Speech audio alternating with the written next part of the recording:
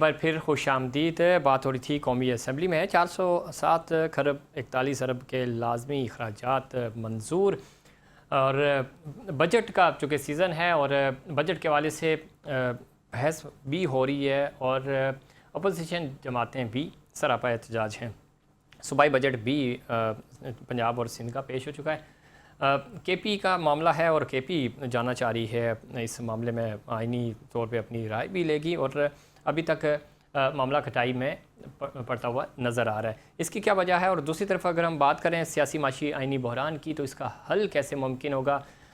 माशी इस्तेकाम के लिए ज़रूरी है कि सियासी इस्तेकाम आए, और सियासी इस्तेकाम कैसे होगा?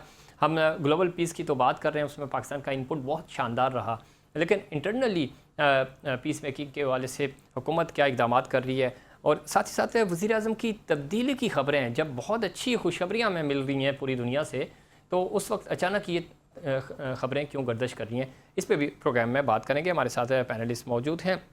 हमें ज्वाइन किया है जनाब सरदार अब्दुल रहमान साहब ने, सीनियर रहनुमा है मुस्लिम लीग नून के, सूबाई वज़ीर हैं बलूचिस्तान से। बहुत शुक्रिया सरदार साहब, खुशामदीद कहते हैं आपको शो में। जी मेहरबानी। सेनेटर बिलाल मदोखेल हमें ज्वाइन करेंगे, सीनियर रहनुमा हैं पाकिस्तान पीपल्स पार्टी के, और आमिर मुगल साहब हमें ज्वाइन करेंगे, सीनियर रहनुमा हैं पाकिस्तान तहरीक इंसाफ की नुमाइंदगी करेंगे। सरदार साहब, गुफ्तगू का आगाज़ आपसे करते हैं। किस तरह देखते हैं, एक तो बजट पेश हो गया और उसके ऊपर बहस भी हो रही थी और इनफैक्ट हो भी रही है ज़रा, और आज इजलास भी हुआ।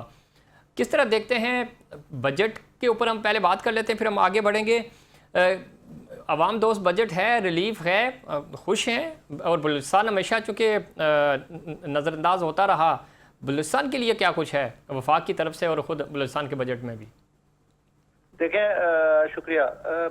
ये बजट जो है ना, एक ऐसा गोरख धंधा है ना कि ये हमेशा इसको जो है ना, जो इस इक़्तिदार में होते हैं वो कहते हैं बहुत अच्छा आवाम दोस्त, आवाम को जो है ना आसमान पे पहुंचा देंगे। अच्छा, वो जो इसमें इख्तलाफ होती है वो कहती है जो आसमान पे बैठा है उसको जमीन के अंदर दफन कर देंगे, ऐसा बजट है। देखिए, बजट महदूद वसाइल होते हैं, फिर हालात होते हैं, वाक़यात होते हैं, फिर ये बजट टोटल एजम्पशन पर होता है कि जी मुझे इतनी आमदनी होगी, इतना अखराजात होंगे, इसमें इतनी बचत होगी, इतना हम तनख्वाहों में रिलीफ देंगे, इतना हम डेवलपमेंट में रिलीफ देंगे। तो आगे चल के अल्लाह ताला माफ़ी दे, कुदरती आफात भी आ सकती हैं, हालात वाक़यात भी। देखिए, अभी आप देख रहे हैं कि अमेरिका का जो है ना, एक घंटे में एक खबर आ रही है, दूसरे घंटे में दूसरी खबर आ रही है कि जी जंगबंदी हो गई, अब वो क्या है, हम बंद हो गया, हम खुल गया, हम बंद हो गया, हम खुल गया। तो ये सारे इंटरनेशनल लेवल पे सारी चीज को इफेक्ट करते हैं। सरदार साहब, वो तो बात आपकी ठीक है, लेकिन नेशनल सतह पे भी तो कोई दोस्ती बढ़ाएं, पाकिस्तान तहरीक इंसाफ को साथ मिलाएं, नाराज लोगों को मिलाएं, ताकि यहाँ पे सलामती होगी, इंटरनली अमन अमान होगा, तब माशी इस्तेकाम भी आएगा ना। बिस्मिल्लाह हमने कब कहा? अभी जो हमारे प्राइम मिनिस्टर मियां शहबाज शरीफ ने उस दिन तकरीर की, उसने कहा कि हम सीने से लगाने को हर एक को तैयार है, बिस्मिल्लाह आए, हमारे साथ बातचीत करें। देखिए, ये मुल्क हमारा है, ये एक हमारा नून लीग का नहीं है, पीपल पार्टी का नहीं है, ये पीटीआई का भी है, ये एनपी का भी है, जेयूआई का भी है।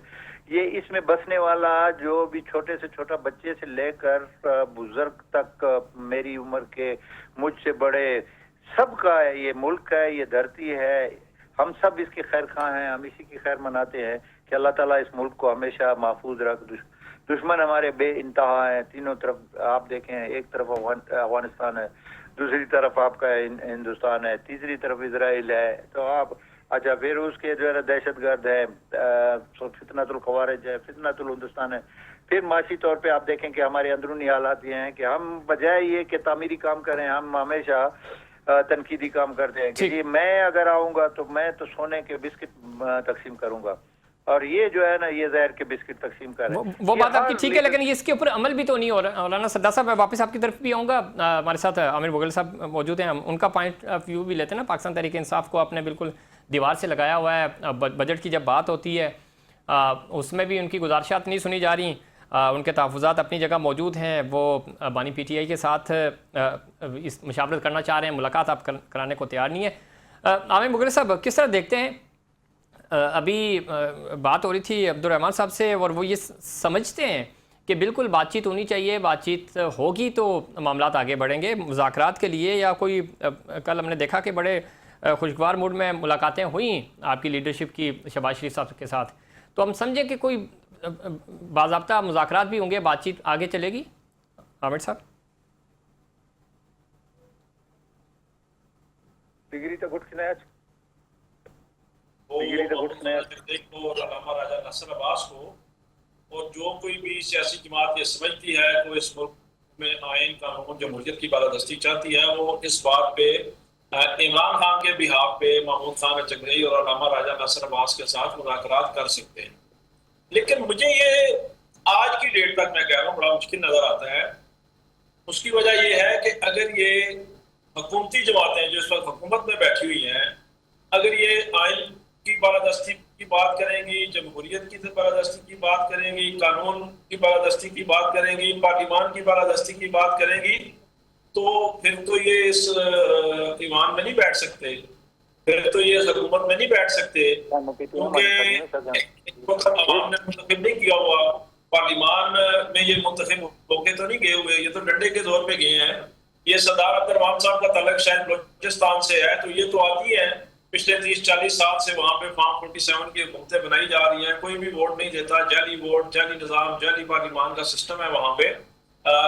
पहले तय कर लिया जाता है कि वज़ीर आला कौन होगा, और पहले तय कर लिया जाता है कि किसको हुकूमत में लेके आना है, उसको टैग लगा दिया जाता है। वो ठीक है आमिर मुगल साहब, लेकिन आपके दौर में भी बलूचिस्तान में क्या हुआ था जब बाप का किरदार अदा किया गया था, तो बाप कैसे बनी थी आप जानते हैं ना। फिर बाप को तो बाप ने ही बनाया था ना, मैं यही तो कहना चाह रहा हूं। और जिस बाप ने बनाया था वो उस वक्त उसका दस्ते शफकत भी तो आपके सरों पे ही था ना।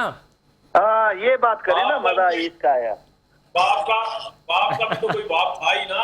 वो आज सारी का बाप है जो उस वक्त बाप का बाप था। देखिए बात ये है कि तहरीक-ए-इंसाफ अगर उस दस्ते शफकत पे रहती तो फिर आज तहरीक-ए-इंसाफ हुकूमत में होती ना। तहरीक-ए-इंसाफ हुकूमत से निकली क्यों? तहरीक-ए-इंसाफ ने असेंबलियों से इस्तीफे क्यों दिए? तहरीक-ए-इंसाफ के खिलाफ वो आमिर मुगल साहब वो निकली इसलिए, वो शहरियार अफरीदी साहब उस वक्त कहते थे कि आर्मी चीफ जो है वो कौम का बाप होता है, फिर बेटे नाफरमानबरदार हो गए तो फिर यही होना था ना। मैं यही तो आपको समझाना चाह रहा हूँ कि तहरीक-ए-इंसाफ अगर दस्ते शफकत पे यकीन रखती तो आज भी इक़्तिदार में होती। तहरीक-ए-इंसाफ की तो 2018 में भी 20 से 25 कौमी असम्बली की सीटें जो है वो बाप के बाप ने उड़ा ली थी। तो बहरहाल कहने का मकसद ये है कि अगर तो आइन कानून जमहूरियत पार्लिमान की बालादस्ती पे ये सारी जमातें इकट्ठी हों, जिसका मुझे फिलहाल कोई उम्मीद नजर नहीं आ रही, तो इमरान खान के बिहाफ पे महमूद खान चगरई और अल्लामा राजा नासिर अब्बास उनसे मुज़ाकरात करने को तैयार। ठीक है सरदार साहब, एक तो ये जिस तरह आमिर मुगल साहब भी कह रहे हैं, गिले शिकवे सबके ये हैं, माजी में ज़ाहिर है सारे इंटरटेन होते रहे, तो अब क्या हो सकता है इनको समझ आ गई बात कि उस वक्त हमारे साथ भी ज़्यादती हुई। 18 का ये बार बार जिक्र कर रहे हैं, लेकिन 18 में जब इक़्तिदार मिला तो उन्होंने उस वक्त ये जिक्र नहीं किया कि हमारी सीटें कम हो गई, बाद में ज़रूर इस चीज़ को मेंशन किया गया। तो किस तरह देखते हैं, चलें आज से ही शुरू कर लें, देर आए दुरुस्त आए, सियासी किबला सबका दुरुस्त हो जाए और आइन और कानून की बालादस्ती हो, और जिन जिन का जो डोमेन है वो उसमें रहकर इस मुल्क की खिदमत कर सकें। सरदार साहब जी अर्ज है ना, मेरे भाई हैं आमिर साहब, मेरे लिए बहुत काबिल एहतराम है। इन्होंने ये देखें, ब्लेम गेम जो है ना अभी खत्म होनी चाहिए। ये कह रहा है कि 40 साल से जो है ना फॉर्म 47 की पैदावार है। मैं देखें, मैं अपनी बात कर रहा हूँ क्योंकि मैं इस वक्त आपके प्रोग्राम में जी जी अब कुरान शरीफ लाए, मैं उस पर हाथ रख के कहता हूँ कि मैं पूरी जिंदगी में मेरे 35 साल इस ऐवान में हो गए हैं। ये जो मेरा अभी 10 ओवर चलेगा 35 साल पूरे करेगा। तो मैं अपने रब को हाजिर नाजिर करके कहता हूं कि मैं फॉर्म 45 की पैदावार हूं अल्हम्दुलिल्लाह, और फॉर्म 47 का तो मैंने सोचा भी नहीं है। एक बात ये ब्लेम गेम हम जानते हैं, आपको आपका बैकग्राउंड भी जानते हैं, वो ओवरऑल बात कर रहे हैं, कोई ज़ाहिर नहीं मैं आप करो ना, अब मैं किसी की गारंटी। दूसरी बात ये है कि मेरे भाई को कहें कि आपने कोई सजेशन जी आज तक 2018 से लेकर पीछे भी चले जाए कि आज तक आप लोगों ने कोई ऐसा व्हाइट पेपर जो इस मुल्क की भलाई के लिए, मैं उसको व्हाइट पेपर का नाम देता हूं, उसको सजेशन का नाम देता हूं, आप जो भी उसको नाम दें, कि आप की लीडरशिप ने महमूद खान, अल्लामा साहब, मेरे लिए मेरे सूबे का महमूद खान, मैं उसे अच्छी तरह जानता हूँ, वो मुझे अच्छी तरह जानता है, हम नस्लों से एक दूसरे को जानते हैं। मेरी अर्ज ये है कि आज तक कोई दस्तावेज, आपसे मैं सवाल करता हूँ, मैं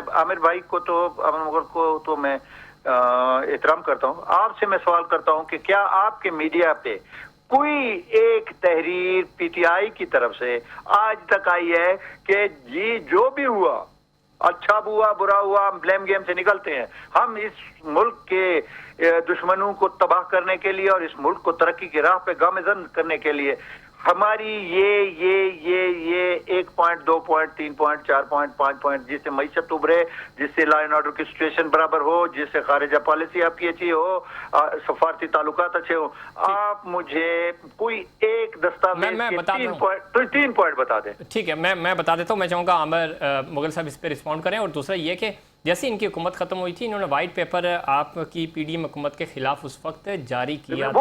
वो ब्लेम गेम है। मैं फैसला तो ये हम नहीं कर रहे, ये नाज़रीन करेंगे और आमिर मुगल साहब ज़रा इस पे रिस्पॉन्ड करेंगे, जो नुमाइंदगी कर रहे हैं पाकिस्तान तहरीक इंसाफ की। मैं सिर्फ ये कह रहा हूँ कि उन्होंने उस वक्त वाइट पेपर जारी किया था और जिसमें उन्होंने मेंशन किया था कि हम क्या क्या काम कर रहे थे, हमें रोका गया और वो कौन से इक़दामात थे जिसकी वजह से हमारी हुकूमत गई। तो बाकी रिस्पॉन्ड जो है वो आमिर मुगल साहब करेंगे। जी आमिर भाई। जी, सबसे पहले तो सरदार अब्दुल मान साहब ने अपनी हद तक ये कुरान पे हलफ दिया कि उन्होंने कभी फॉर्म 47 का सहारा नहीं लिया और वो हमेशा फॉर्म 45 पे मुंतखब होके आए हैं। मैं सरदार साहब आपकी एक जात की बात नहीं कर रहा, क्या आप किसी तरह कुरान पाक पे हलफ दे सकते हैं कि पिछले 30, 35, 40 साल थे, यानी कि पिछले 5-7 इलेक्शनों से पूरे बलोचिस्तान में फॉर्म 47 पे हुकूमतें नहीं बन रही हैं? क्या वहाँ अवाम की विल से हुकूमतें बनती हैं? क्या वहाँ की अवाम हुकूमतें बनाती है? आप जिस तरह आपने अपनी जात का हलफ दिया, आप क्या कुरान पाक पे हलफ दे सकते हैं कि पूरे बलोचिस्तान में वहाँ पे हमेशा फॉर्म 45 की हुकूमत बनी है और फॉर्म 47 की हुकूमत नहीं बन रही? तो मेरे ख्याल में सरदार साहब आप नहीं देंगे वहाँ पे बलूचिस्तान की हद तक ये हलफ। मैं सिर्फ आपको इतना बताना चाहता हूँ, चूंकि आप आती हैं बलूचिस्तान में ऐसे इलेक्शनों के, पूरे पाकिस्तान में पहली मरतबा इस लेवल का इलेक्शन हुआ है। धांधली होती है हर इलेक्शन में, इसमें कोई तो राय नहीं है, लेकिन वो किसी न किसी हद तक होती है। इस दफा 2024 के इलेक्शन में बेहद बेहिसाब हुई है।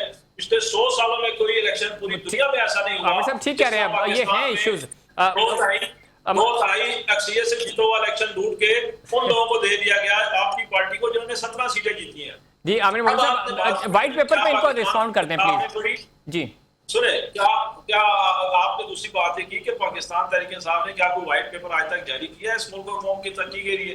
तो मेरे ख्याल में इमरान खान तो जब से सियासत में आए हैं वो व्हाइट पेपर ही जारी कर रहे हैं कि इस मुल्क में आप आइन की बालादस्ती लाएं, कानून की बालादस्ती लाएं, पार्लियामान की बालादस्ती लाएं, अवाम को अपने नुमाइंदे खुद मुंतखब करने दें। जब आप इस मुल्क में जमहूरियत को परवान चढ़ने देंगे, जब आप इस मुल्क में अवाम की मर्जी की हुकूमत आने देंगे, जब इस मुल्क में आप अवाम की राय की बालादस्ती आने देंगे, तो फिर सारे मसाइल आपके हल होंगे, फिर आपकी दुनिया में भी इज्जत होगी, फिर आपको दुनिया में एक मकाम भी मिलेगा। और तहरीके साहब के मुख्तसर 3 साल 8 माह के दौर पे आप बताएं, जब तरक्की की रफ्तार जो है वो 6.2 पे पहुंच गई थी, आज 5 साल गुजरने के बाद आप 3.7 पे खड़े हुए हैं और उसके भी एक रुकन पार्लियामेंट के मुताबिक वो भी जाली आदाद-ओ-शुमार है। लेकिन आप ये बताएं ना, जब तहरीके साहब कोरोना जैसी एक ऐसी वबा जो 100 सालों में सिर्फ एक दफा आती है, उसके बावजूद इसने इस मुल्क की मईशत को संभाला, इसने इस मुल्क की रिमिटेंसेस में इजाफा किया, गरीब की जिंदगी बेहतर की, किसान को मजबूत किया, सेहत कार्ड लेके आए, एहसास प्रोग्राम लेके आए। और आप देखें आपकी जो खास तौर पे टेक्सटाइल इंडस्ट्री है उस पे कैसे बूम आया। इसमें आमिर मुगल साहब जो बातें कर रहे हैं सरदार साहब, इसमें तो कोई शक नहीं 6.2 पे थी जीडीपी और इसको आप अचीव नहीं कर सकते। 4 को भी आप मुसलसल आपके पास हुकूमत रही और बड़ी ज़बरदस्त सेम पेज भी रहा, उसके बावजूद आप ऊपर नहीं जा सके। क्या वजूहात हैं जनाब अब्दुल रहमान साहब? देखें, अर्ज है, मैंने ये नहीं कहा कि उनकी गवर्नमेंट में कोई तर्ज हुकूमत बुरा था, या मैं ना इसको बुरा कहता हूँ ना उसको कहता हूँ। मेरा सवाल दूसरी तरफ ट्विस्ट हो गया कि जी इलेक्शन और आइन की बालादस्ती वो ठीक है अपनी जगह, थोड़ी पिछवा के वाल से मैं ये कहता हूँ कि पाकिस्तान की तरक्की के लिए लूली है, लंगड़ी है, मुझे पता है कि 18 का इलेक्शन क्या हुआ, 13 का क्या हुआ, 8 का क्या हुआ, 2003 का क्या हुआ, 88 से मैं 85 कहानी है ना पूरी जी। ये मेरे पास तो पूरी सीरीज है ना। इस बहस में हम पढ़ेंगे तो सारी जिंदगी ब्लेम गेम में हम चलते जाएंगे। हम पीपल पार्टी पे बहस करेंगे, पीपल पार्टी ये भी आप बात ठीक कर रहे हैं। मैं कह रहा हूँ कि वक्त खत्म हो रहा है, लेकिन आखिरी 1 मिनट है। ये बताएंगे आप प्राइम मिनिस्टर के जाने की बातें क्यों हो रही हैं, जब इतना जबरदस्त किरदार अदा किया उन्होंने जंगबंदी में, एक ये माशाल्लाह से बजट भी पास करवा रहे हैं, सब कुछ ठीक चल रहा है, तो ये अचानक खबरें क्यों आ रही हैं? देखें, अल्लाह रहम करे, अल्लाह इस मुल्क की जमहूरियत को और इस मुल्क की बका को हमेशा कायम रखे, कायम दायम रखे। ये ला इलाहा के कलमे पे बना है, एटवी ताकत है। आना जाना, देखिए मेरे इल्म में, मैं हल्फन आपको कह रहा हूँ कि वजीर आजम के जाने का मुझे कोई ये फुटपाथ की बातें बहुत चलती है कि फिलाना आ रहा है, फिलाना जा रहा है। अभी इस हद तक तो है कि इमरान खान को जो है ना पिम्स में रखा हुआ है, जेल से निकाला हुआ है, पिम्स में मुज़ाकरात हो रहे हैं। ये फुटपाथ की बातें हमारा टाइम पास नहीं होना। होटल पे एक चाय प्याली लेके ये कहते हैं कि फिलाना ऐसे हो गया। साहब, मसला ये है कि ये फुटपाथ की बातें नहीं है, ये चाय के होटल की भी बातें नहीं है, ये पावर कॉरिडोर्स की बातें हैं। और वो जो 1 पेज आप जिसकी बात कर रहे हैं उसकी, ये तो कुछ तो कोई गड़बड़ है, कुछ तो है जिसकी पर्दापोशी है। आमिर मुगल साहब, आपको कोई बात समझ आ रही है क्या हो रहा है?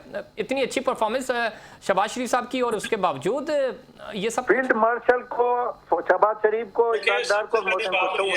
जी जी, सबसे बड़ी बात तो ये है कि मैं बिल्कुल जो इन्होंने बात की इमरान खान साहब की बीमारी की, पिम्स हॉस्पिटल की, सबसे पहले तो जुर्म ये देखे ना, आप इस मुल्क का सबसे बड़ा लीडर जिसको अवाम ने जेलों की सलाखों के पीछे होने के बावजूद ताई अक्सरियत दी, जो कि उससे छीन ली गई, आज वो इलाज से महरूम है। 6-7 माह हो गए उनको क़यादत रहाई में रखा हुआ है। उनकी बहनें हर मंगल को वहाँ पे एहतजाज करती हैं। अलीमा खान, नूरीन खान, उज़मा खान, उनके साथ बेशुमार हजारों सैकड़ों कारकुनान होते हैं, उसके बावजूद उनकी मुलाकात नहीं करवाई जाती, उन पे FIR दी जाती हैं, उन पे लाठी चार्ज किया जाता है, उनकी गाड़ियां तोड़ी जाती हैं। सर्दियों में सिंगल टेम्परेचर में उनके ऊपर वाटर कैनन की जाती है। तो सबसे पहले तो मैं इसकी मजम्मत करता हूँ। इमरान खान साहब तक, उनकी फैमिली को, उनके वकाला को बिल्कुल एक्सेस मिलना चाहिए। बिल्कुल। दूसरी बात जो आपने की कि शहबाज शरीफ की बड़ी जबरदस्त कारकर्दगी है, तो मुझे तो कोई ऐसी जबरदस्त कारकर्दगी उनकी नजर नहीं आती। गरीब की उन्होंने कमर तोड़ के उसके 2 टोटे कर दिए हैं, उन्होंने गरीब को तबाह बर्बाद कर दिया है, गरीब को जीने आमिर भाई ये तो हमें भी पता है, लेकिन जिस परफॉर्मेंस के वो एक्सपर्ट जाने जाते हैं, उनके बड़े भाई बेचारे वैसी परफॉर्मेंस नहीं दे सके, तो ज़ाहिर है जब भी तो ये बने थे। तो अब क्या ऐसी वजूहात आ गई कि इनको, देखिए वो जूते पॉलिश करने की उनकी एक है क्वालिटी, वो हमेशा से जूते पॉलिश करने में बड़े ना करें ना। नहीं, ये तो ये आप फिर ये कोई जो उनका मालिक है वो उनको नापसंद आए उनका जूते पॉलिश करना। नहीं, ये तो फिर आप आउट ऑफ कभी दिन भर गया हो पास यार से जूते नहीं पॉलिश करवाने, ये ना पार्लिमानी अंदाज में ये नहीं, ये चीज मुनासिब नहीं है ना जी ना, ये बिल्कुल मुनासिब नहीं है। लेकिन अब असल बात ये है कि उनकी क्या कारकर्दगी इतनी ही खराब है कि उनको जाना पड़ रहा है। देखें तो मैं तो ये कह रहा हूं कि कारकर्दगी है क्या, मतलब चले अब्दुल रहमान साहब 10 सेकंड आप कमेंट कर दें, फिर आप जाएं। मेरे कमेंट ये है कि पार्लिमानी अल्फाज होने चाहिए। बूट पॉलिश अगर मैं करता हूँ, बूट पॉलिश मैं इस मुल्क के लिए, इस सरजमीन के लिए, अगर मुझे किसी के बूट चाटने पड़े भी, मैं अपने पाकिस्तानी भाई के बूट पॉलिश करूंगा और चाटूंगा। वो जो सरहदों पे शहादतें दे रहे हैं, जो आपकी सरहदों की हिफाजत कर रहे हैं, जिनकी आंखें देख के दुश्मन दहल जाते हैं, मैं उनके लिए अपना खून भी देने को तैयार हूँ। बूट पॉलिश तो बहुत शुक्रिया। मैं अब्दुल रहमान साहब आपका, आमिर मुगल साहब आपका, रहमान साहब आपका बहुत शुक्रिया। और हमें मधुखिल साहब टेक्निकल इश्यूज़ की वजह से ज्वाइन नहीं कर सके, उसके लिए हम माजरत चाहते हैं। और ये था हमारा आज का प्रोग्राम। उम्मीद करता हूँ दूसरे प्रोग्राम्स की तरह आज का प्रोग्राम भी आपको पसंद आएगा मुझे और अप फ्रंट की पूरी टीम को दीजिए इजाज़त। अल्लाह निगहबान।